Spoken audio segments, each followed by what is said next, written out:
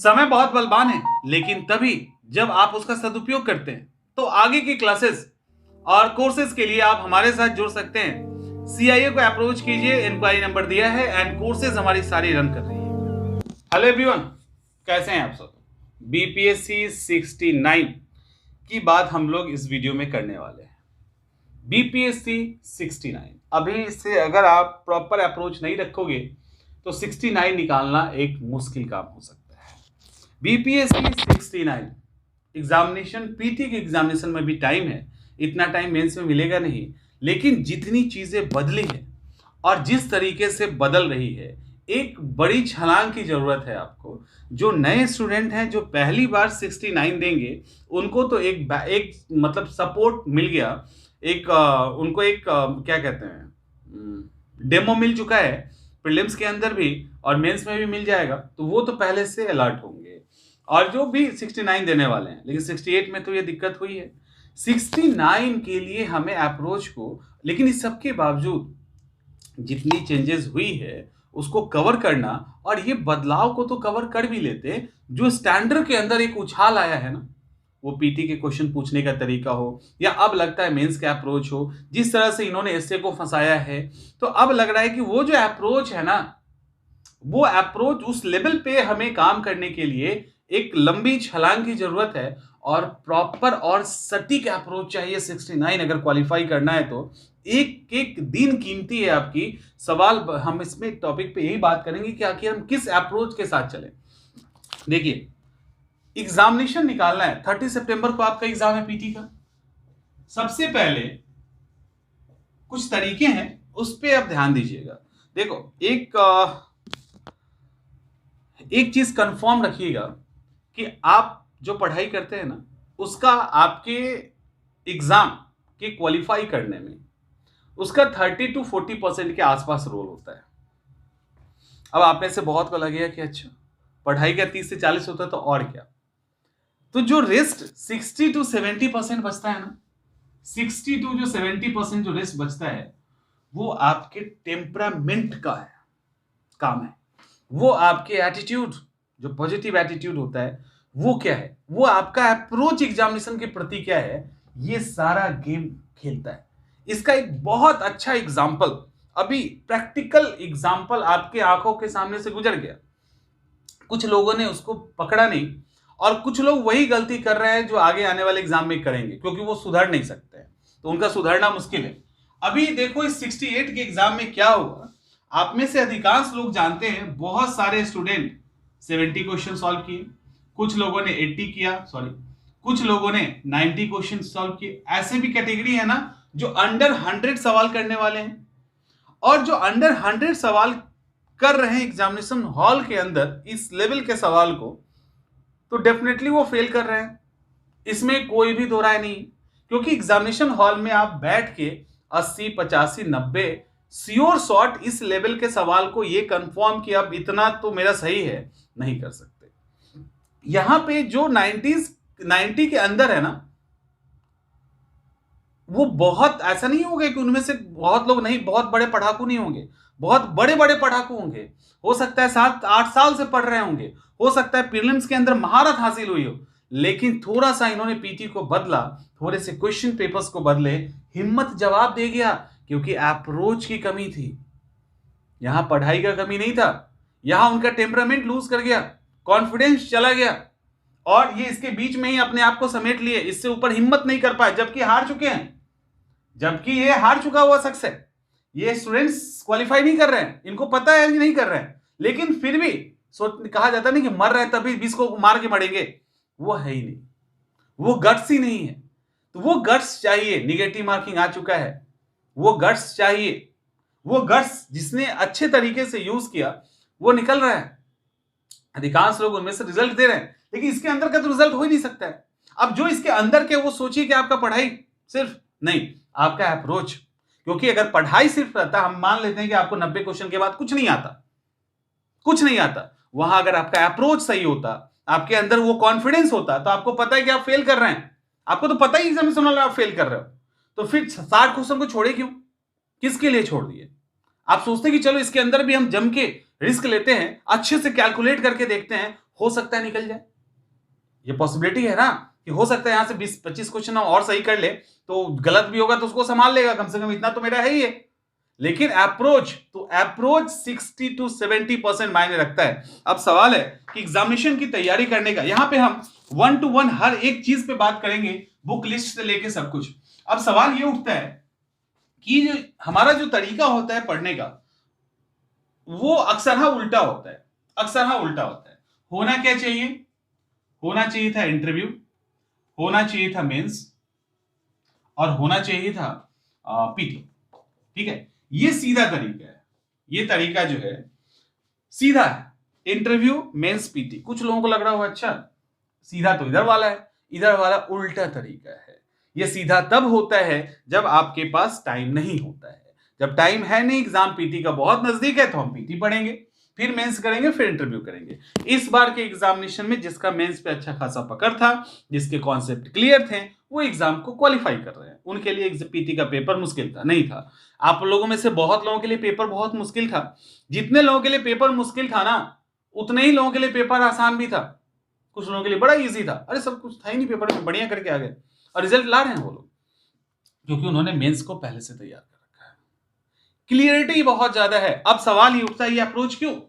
क्योंकि ये इंटरव्यू है। इंटरव्यू जो है ना, रियल मायने में इंटरव्यू एक ही संस्था लेती है, वो है यूपीएससी। लेकिन अगर बीपीएससी ने कहा है कि हम उस रास्ते को पे चल दिए हैं जो यूपीएससी वाला है, तो इंटरव्यू वो भी तगड़ी लेने वाली है। और आपको एक और बात बताऊं कि ये इंटरव्यू में सबसे ज्यादा, इसको तैयार करने में सबसे ज्यादा टाइम लगता है। इन दोनों को मिला दीजिएगा तब भी ये हो सकता है पूरा ना हो, क्योंकि ये इंटरव्यू है। यहां आपकी पर्सनालिटी, आपके व्यक्तित्व का परीक्षण होता है। अब सोचोगे कि इसका क्या है, इसका तो कर लेंगे लास्ट में, कुछ थोड़ा बहुत बढ़िया बढ़िया कपड़ा पहनेंगे, सूट लगाएंगे, टाई बेल्ट या साड़ी पहनेंगे और चले जाएंगे इंटरव्यू हॉल में, कुछ मौका वक्त देंगे, काम चल जाएगा। ठीक है, चल जाएगा, वो तो चल ही जाता है। लेकिन आपको तैयारी डर के नहीं, आपको अड़ के तैयारी करनी है ना। तो वैसी स्थिति में इंटरव्यू पे पहले से कमांड कीजिए, क्योंकि अगर इस पे कमांड रहेगा ना, तो ये दोनों आसान हो जाएगा, और इस पे कमांड होगा तो ये आसान होगा। अभी जैसे मैंने बोला ना, मेंस जिसका ठीक ठाक था, प्रीलिम्स क्वालिफाई कर रहे हैं, उसी तरह से जिसका इंटरव्यू ठीक रहेगा ना, वो मेंस और पीटी दोनों क्वालिफाई करेगा। क्योंकि इंटरव्यू कई चीजें आपको सिखाता है। आपको इंटरव्यू डिसिप्लिन में रहना सिखाता है, आपको इंटरव्यू साफ सुथरा रहना सिखाता है, आपको इंटरव्यू अच्छे से बोलना सिखाता है, एक प्रॉपर गेस्चर एंड पोस्चर पे काम करना सिखाता है। तो इंटरव्यू जो है आपको कई मायनों में ट्रेंड करता है। पहले ही आप चीजों को देखने का नजरिया आपका बदलता है। जैसे ही चीजों को देखने का नजरिया आपका विकसित होगा, मेंस और पीटी की जो तैयारी है ना, वो एकदम आसान हो जाएगी, एकदम से इजी हो जाएगी। तो आपका जो राइट वे है वो ये है, सही डायरेक्शन ये है। अब इंटरव्यू के लिए क्या करें? देखिए, कुछ अंतर तो आपको तय, जैसे बिहार में अक्सर आप चले जाओ अशोक राजपथ या अलग अलग जगह पे, तो वहां स्टूडेंट्स को देखिए, वही दिल्ली में स्टूडेंट्स को देखिए, अलग स्ट्रीम के स्टूडेंट को देखिए, बहुत अंतर है। उनके पहनावे, उनके बोलचाल, इन सब में बहुत डिफरेंस है। इसलिए नहीं डिफरेंस है कि कोई बहुत गरीब है, इसलिए नहीं, कपड़े दो ही हो, साफ होने चाहिए।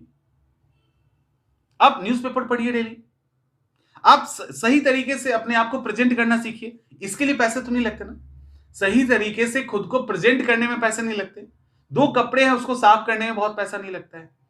सही तरीके से किसी से मिलना, अपने अंदर कॉन्फिडेंस बिल्डअप करना, अपने बॉडी को टोन में रखना, मतलब कई सारी ऐसी चीजें हैं जो आपको मजबूत बनाती है। अब सवाल है किसी भी सब्जेक्ट पे जो एकदम ऑब्जेक्टिविटी के साथ, वस्तुनिष्ठता के साथ अपने अप्रोच डेवलप करना, जो इंटरव्यू के लिए बहुत जरूरी है। तो ये सारी चीजें क्या है? ये सारी चीजें वो है जो आपको बताती है कि आपका व्यक्तित्व कैसा है। अब जैसे ही आप ये चीज डेवलप करोगे ना, एक लंबा टाइम लगेगा, जैसे डेवलप करेंगे ना, आपका मेंस देखने का नजरिया, आपका मेंस के थ्रू पीटी देखने का नजरिया, ये दोनों बदलने लगेगा, और ये भी आसानी से आपको दिखने लगेगा, और ये भी दिखने लगेगा इंटरव्यू के अंदर इतना दम है। लेकिन ये कब दिखेगा? ये नहीं दिखेगा सबको।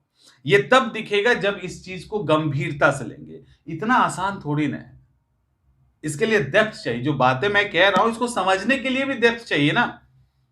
इतना इजी होता तब तो हो गया होता, सब जगह से आपको यही मैसेज मिलता, नहीं मिलता ना। तो उसके पीछे रीजन है, ये डेप्थ की बात है, तो इसको गंभीरता से लीजिए। तो अपने आप को ना एक मतलब एक एज ए ऑफिसर ढालना शुरू कीजिए। ऑफिसर का मतलब ये नहीं होता एरोगेंट, ये हमारे अंदर एक निगेटिविटी है। ऑफिसर है तो हम टसन में रहना है, नहीं हंसना है, नहीं बोलना है टाइप की चीज है, ऐसा नहीं है। आप मतलब बड़ी कूल रहिए, लेकिन एक अंदर में डेप्थ होना चाहिए, वो झलकना चाहिए। तो इंटरव्यू से तैयारी शुरू कीजिए। उसके बाद ये चलता रहेगा, ये नहीं है कि मेंस की तैयारी छोड़ के आप कर रहे हो इंटरव्यू की तैयारी, ऐसा नहीं है। ये आप धीरे धीरे करते रहेंगे, इसके लिए कुछ कहीं पढ़ने की जरूरत नहीं, कोई क्लास करने की जरूरत नहीं, एक प्रैक्टिस का चीज है जो आ जाएगा। इसके बाद मेंस। अब मेंस की अभी आपका जो टाइम है वो मेंस की तैयारी करने का है। मेंस राइटिंग स्टार्ट कीजिए, ठीक है। सबसे पहले मेंस के अंदर जो जो सब्जेक्ट्स हैं, किसी भी पीटी के अंदर जो भी पेपर है उससे रिलेटेड मेंस का जो भी पेपर है उसमें वो सारे चैप्टर्स आपके मेंस के लेवल पे क्लियर होने चाहिए, ताकि उसके अंदर अब मेंस पढ़ने के दौरान अधिकांश लोगों को लगता है कि अरे हम तो मेंस पढ़ रहे हैं। तो मेंस पढ़ने इसका मतलब ये थोड़ी कि पीटी का फैक्ट्स आप नहीं पढ़ रहे हो। इसके अंदर पीटी के फैक्ट्स बड़े ही सहेज के रखे जाते हैं। आप पीटी के फैक्ट्स भी उसी तरह से पढ़ते हैं। आपके 70% तो पीटी फैक्ट्स यहीं से निकल जाता है मेंस की तैयारी के दौरान। 30% ही आपको पीटी फैक्ट्स एक्स्ट्रा पढ़ना है। तो ऐसा बिल्कुल ही नहीं है। और वो जो पीटी का फैक्ट्स होता है वो क्लियरिटी के साथ होती है, उसके अंदर अस्पष्टता होती है। समझ में आ रहा है? तो मेंस, अब मेंस के लिए क्या करें? मेंस के लिए जो भी आपका बड़ा आसान सा पेपर, लाइक मॉडर्न हिस्ट्री हो सकता है, किसी का ज्योग्राफी, किसी का पॉलिटी, वहां से अप्रोच कीजिए। अभी अभी का प्रोग्राम हम बता रहे हैं, हर अल्टरनेट डे पे एक आपको क्वेश्चन आंसर लिखना है। हर दूसरे दिन एक जो 500 पेज का आता है ना, सेंचुरी के अलग अलग का बंडल आता है ना A4 साइज का, उसको ना पूरा लिख के और फाड़ के डस्टबिन में फेंक दीजिए। उतना अगर लिख के फाड़ के फेंक दिए तो मेंस पास करने से आपको कोई नहीं रोक सकता, कोई नहीं। और जब आंसर लिखिए तो आपको अभी क्या करना है, आंसर तब तक लिख के फाड़ते रहिए, तब तक उसको फाड़ते रहिए जब तक कि आपको लगता है कि अभी जो मेरी पढ़ाई की स्थिति है, जो हमारे अंदर अभी का टैलेंट है, इस टैलेंट के दम पे हम इससे बेस्ट आंसर नहीं लिख सकते। जब लग जाए ना कि ये हमारा बेस्ट आंसर है, तब उसको या तो अपने सीनियर से दिखाइए या आप जहां पढ़ते हैं उन टीचर से दिखाइए, और ऐसे करके आपको कंटिन्यू रहना है। हर अल्टरनेट डे पे एक आंसर लिखिए, मेंस की तैयारी अच्छे से कीजिए, PYQ पे आप अच्छे से काम कीजिए। ये आपको मेंस में करना है, ठीक। अब सवाल है कि क्या पीटी को एकदम ही छोड़ दें? तो जिनको लगता है कि छोड़ देने में उनको डर अगर नहीं लगता, तो आप अभी 30 सितंबर को एग्जाम है ना, आप जो है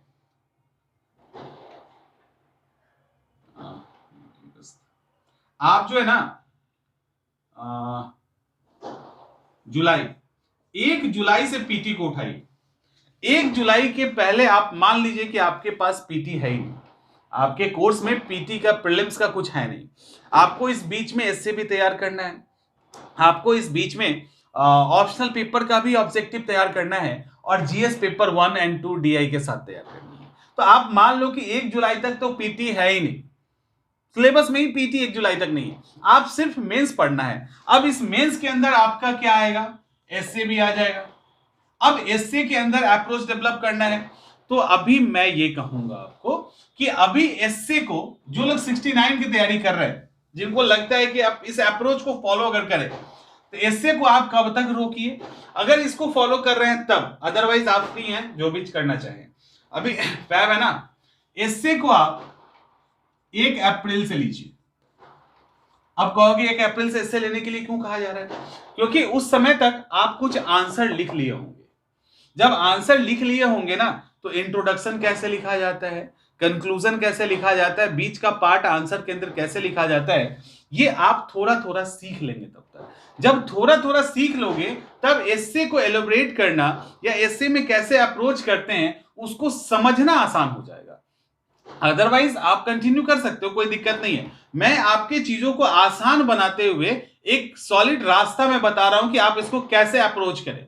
तो आप 1 अप्रैल से करो तो बेहतर है, नहीं तो आप अपना कर लीजिए। तो बस कहने का यही मतलब है कि उस बीच में आप आंसर राइटिंग बहुत सारा कर लेंगे तो वो अप्रोच डेवलप हो जाएगा, उसको यहां पे आप निखार सकते हैं। क्योंकि जून तक तो आप इसी पे रहेंगे, और ऑब्जेक्टिव ऑप्शनल पेपर सबका अलग अलग होता है, तो अपने अकॉर्डिंग आप देख लो। अब यहां से अब पीटी को क्या बिल्कुल ही छोड़ दें? तो मेरे हिसाब से तो बिल्कुल छोड़ दें जुलाई तक। अब इसके बाद क्या करना है? अब 1 जुलाई से आपको क्या करना है? 1 जुलाई से आप क्या करो कि मेंस के अंदर पीटी का वो सेक्शन जो आपने मेंस में पढ़ा है, वो चैप्टर्स के अंदर जो रह चुके फैक्ट्स हैं, जो बच चुके फैक्ट्स हैं, इंडियन ज्योग्राफी होगा, इंडियन इकोनॉमी होगा, इंडियन पॉलिटी होगा, modern history, ancient modern history, तो ऐसे टॉपिक्स जो यहाँ पे आपने पढ़ा है उसके अंदर के चैप्टर्स से रिलेटेड जो पीटी में फैक्ट्स पूछे जाते हैं वो फैक्ट्स आप कंप्लीट कर लो। थोड़ा सा बचेगा फैक्ट्स, ज्यादा नहीं बचता, 20-30% से ज्यादा फैक्ट्स एक्स्ट्रा नहीं बचते मेंस पढ़ने के बाद, वो आप यहाँ पे कर लीजिए, एक बड़ा पोर्शन आपका सॉर्ट आउट हो जाएगा।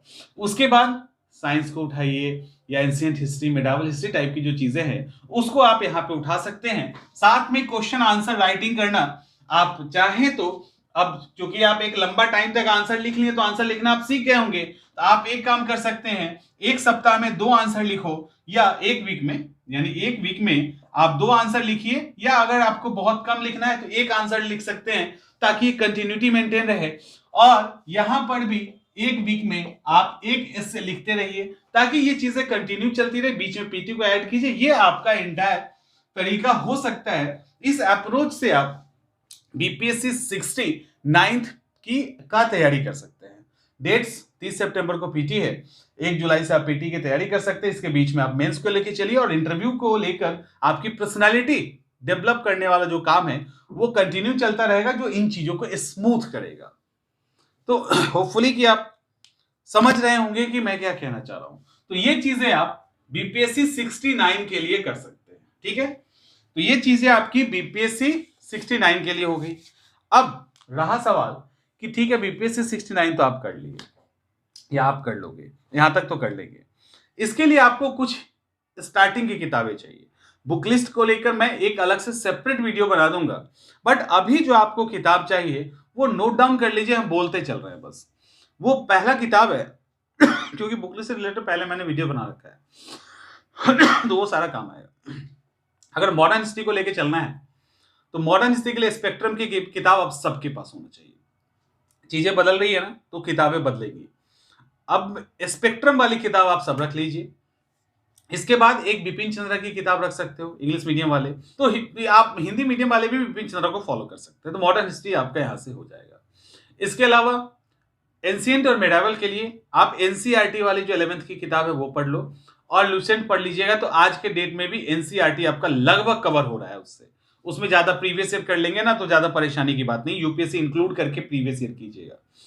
ज्योग्राफी के लिए एटलस पे काम नहीं करेंगे तो दिक्कत हो सकती है, तो किसी भी ऑक्सफोर्ड का, ओरिएंट लॉन्गमैन का, जिसका भी आपको एटलस लेने का मन करता है आप एटलस ले सकते हैं। एक एटलस आपके पास चाहिए, घर में मैप चिपका लीजिए, महेश वनवाल की किताब पढ़िए और 9th से लेकर, यानी 9 से लेकर 12 के बीच का आपको ज्योग्राफी का एनसीईआरटी पढ़ना ही पढ़ना है, नहीं छोड़ सकते, नहीं छोड़ सकते। आप चाहो तो मॉडर्न हिस्ट्री के लिए बिपिन चंद्रा का एनसीईआरटी पढ़ सकते हैं, अब आपको पढ़ना पड़ेगा तो एनसीईआरटी आप पढ़ लीजिए, हो गया।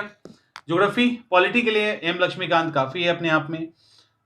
इकोनॉमिक्स के लिए आप एनसीईआरटी 11th एनसीईआरटी, इसके अलावा आप रमेश चंद्र को देख लीजिए, रमेश सिंह की किताब को देख लीजिए, उससे आपका इकोनॉमिक्स हो जाएगा 11th एनसीईआरटी पढ़ने के बाद। लेकिन अगर तब भी लगता है कि आपके टर्म्स क्लियर नहीं हो रहे हैं तो सप्लीमेंट्री आती है प्रतियोगिता दर्पण की, अतिरिक्तांक करके आता है। बोलोगे किसी दुकान वाले को कि हमें अतिरिक्तांक चाहिए प्रतियोगिता दर्पण का इकोनॉमिक्स का, तो वो दे देंगे और बहुत अच्छी किताब है, इंग्लिश में भी है हिंदी में भी है, तो वो आप पढ़ सकते हैं। साइंस की बात रही तो 9 से लेके 6 से लेके 12 के बीच का आप अभी टाइम है चूंकि आपके पास, आप साइंस का 6 to 12 NCERT, original NCERT, gist नहीं, ओरिजिनल एनसीईआरटी आप पढ़ लीजिए, वो भी बहुत बेहतरीन किताब है। इतना आप कर लोगे तो साइंस के लिए फिर कुछ खास बचता नहीं है, लुसेंट और प्रीवियस ईयर पे आपका काम चल जाएगा। लुसेंट नॉर्मल वाला जो सामान्य ज्ञान वाला होता है ना उसको कर लेंगे तब भी आपका काम